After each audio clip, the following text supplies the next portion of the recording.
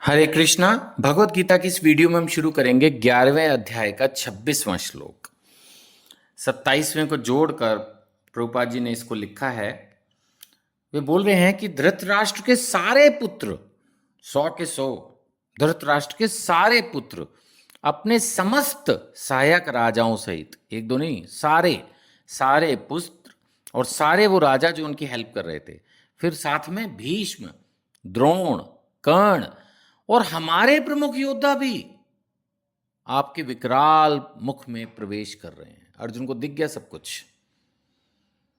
पहले उन्होंने दूसरी तरफ का बोला, धृतराष्ट्र के सारे पुत्र, सहायक राजा, भीष्म, द्रोण और कर्ण, लेकिन फिर इधर आ गए और हमारे प्रमुख योद्धा भी आपके विकराल मुख में प्रवेश कर रहे हैं। दिख गया अर्जुन को कि इन सब की अब हो गई लीला समाप्त।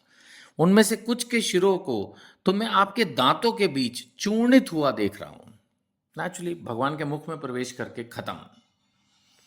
28वें श्लोक में वो एग्जाम्पल देके बोल रहे हैं, जिस प्रकार नदियों की अनेक तरंगे समुद्र में प्रवेश करती हैं, सब आके उसी में मिल जाता है, उसी प्रकार ये समस्त महान योद्धा भी आपके प्रज्वलित मुख में प्रवेश कर रहे हैं। वो देख रहे हैं कि सब कुछ भगवान के मुख में जो अग्नि है, मुखाग्नि बोलते हैं ना, उसमें प्रवेश कर रहे हैं। जैसे यज्ञ होता है, सब डालते जाओ सब खत्म।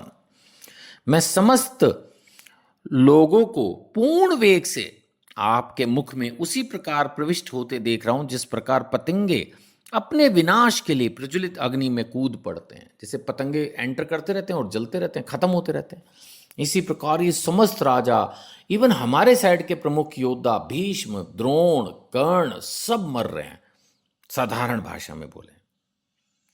अब इस समय वो कृष्ण को विष्णु कह के पुकार रहे हैं। हम हैं 11वें अध्याय के 30वें श्लोक में। हे विष्णु, ऐसा होता है ना।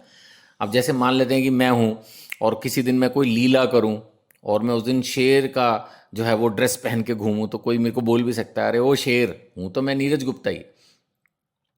तो ऐसे ही वो हैं तो कृष्ण, लेकिन इस समय विष्णु रूप धारण किया है, इसलिए अर्जुन उनको बोल रहे हैं, हे विष्णु, मैं देखता हूं कि आप अपने प्रज्वलित मुखों से सभी दिशाओं के लोगों को निगले जा रहे हैं, मतलब चारों तरफ से लोग आ रहे हैं और मर रहे हैं। आप सारे ब्रह्मांड को अपने तेज से आपूरित करके अपनी विकराल झुलसाती किरणों सहित प्रकट हो रहे हैं। मतलब एक बहुत भयानक अग्नि जैसा रूप भगवान ने दिखाया है। एक और श्लोक लेंगे 31, फिर भगवान बोलेंगे, हे देवेश, कृपा करके मुझे बतलाइए कि इतने उग्र रूप में आप कौन हैं। अर्जुन अब थोड़ा सा अपने आप को कंट्रोल कर रहे हैं, पहले तो बहुत मोहित हो गए थे, अब कह रहे हैं आप हो कौन, मैं हमेशा से आपके साथ ही था, आप कौन हैं। मैं आपको नमस्कार करता हूं, कृपा करके मुझ पर प्रसन्न हो, आप आदि भगवान हैं, मैं आपको जानना चाहता हूं, नहीं जान पा रहा हूं, आपका प्रयोजन क्या है।